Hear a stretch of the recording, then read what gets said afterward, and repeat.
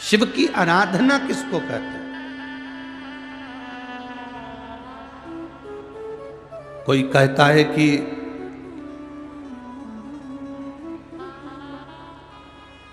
क्यों भटक रहे हो, क्यों जा रहे हो यहां वहां। हम कहते हैं तुम भटको भी मत, कहीं मत जाओ। तुम्हारे घर के नजदीक में जो शंकर का शिवालय हो, तुम्हारे घर के नजदीक में जो शंकर का मंदिर हो, शिव मंदिर हो, शिवालय हो, उस शिवालय में जाकर एक लोटा जल प्रतिदिन चढ़ाना प्रारंभ करो।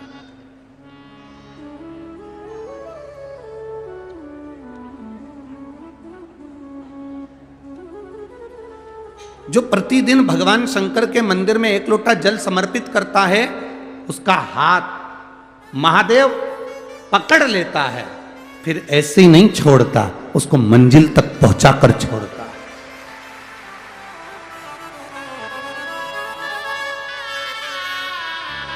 वो ऐसे ही नहीं छूट सकता।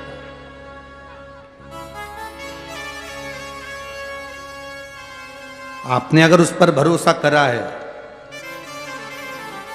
हां थोड़ा कष्ट हो सकता है, थोड़ी तकलीफें आ सकती है, थोड़ा दुख आ सकता है, जिंदगी में थोड़े थोड़े तकलीफें हर मनुष्य के जीवन में आती है। कोई संत, कोई साधु, कोई गुरु, कोई ब्राह्मण, कोई बहुत बहुत बड़ा महाराज भी अगर तुमको कह दे कि उसकी जिंदगी में दुख नहीं है, तो समझ लेना कि झूठ बोल रहा।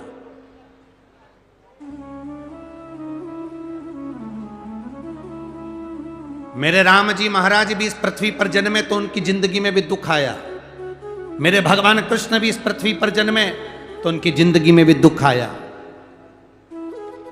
माता जानकी भी इस पृथ्वी पर प्रगटी तो उनकी जिंदगी में भी दुख आया। राधा रानी भी इस पृथ्वी पर प्रगटी तो उनकी जिंदगी में भी दुख आया।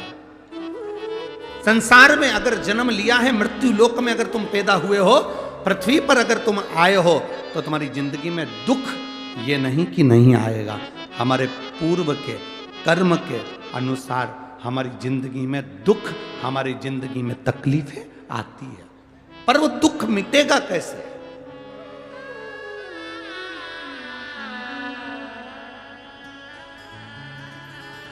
राम जी का दुख कैसे मिटा था?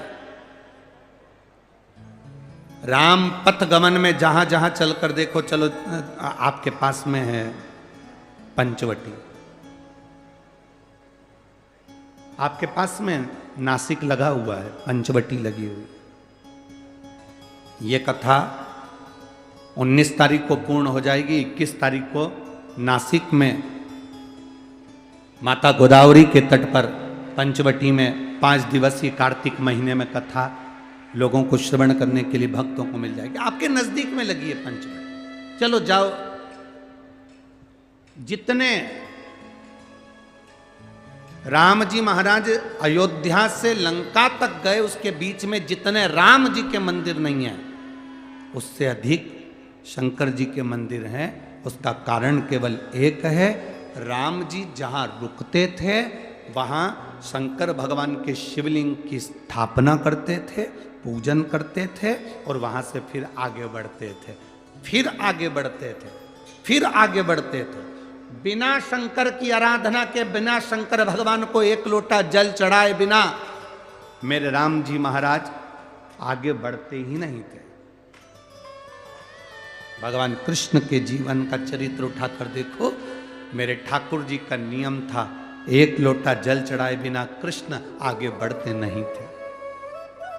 श्री दशरथ जी महाराज के जीवन चरित्र को उठाकर देखिए, सूर्य नारायण भगवान को जल और शंकर भगवान को जल चढ़ाए बिना दशरथ जी महाराज आगे बढ़ते नहीं थे।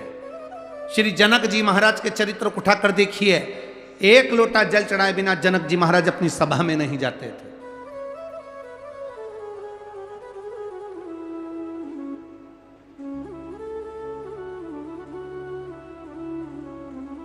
थोड़ी जिंदगी में तूफान आते हैं, कष्ट आते हैं, दर्द आता है, तकलीफें आती हैं, पर तूफान आता है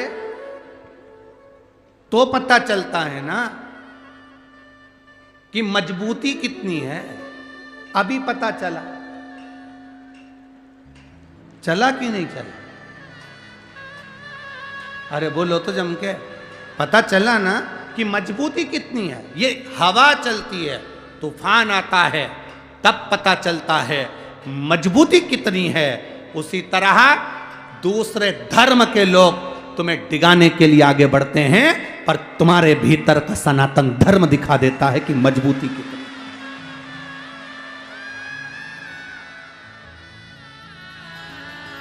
छत्रपति शिवाजी महाराज,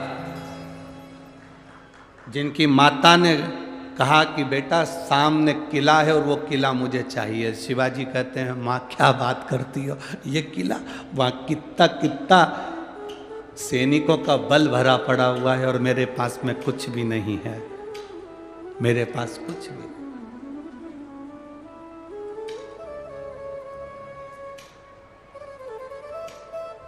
जीजाबाई के शब्द जब श्रवण किए, छत्रपति शिवाजी महाराज को छत्रपति का संबोधन स्वयं उनकी माता ने दिया है, स्वयं उनकी माता ने।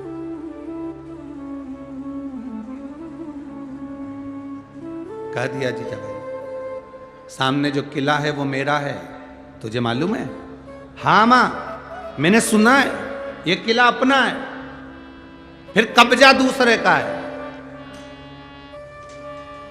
छत्रपति शिवाजी ने कहा बहुत भारी सेना है उसके पास में, बहुत बल है उसके पास में, सेना प्रबल है उसके पास में, मेरे पास इतनी सेना नहीं है। मां ने कह दिया शिवाजी तेरे बस की बात नहीं है, मैं खुद जाऊंगी और किला लेकर आऊंगी। स्वयं शिवाजी ने सुना कि मां स्वयं किला लेने के लिए जा रही है, स्वयं किला। मां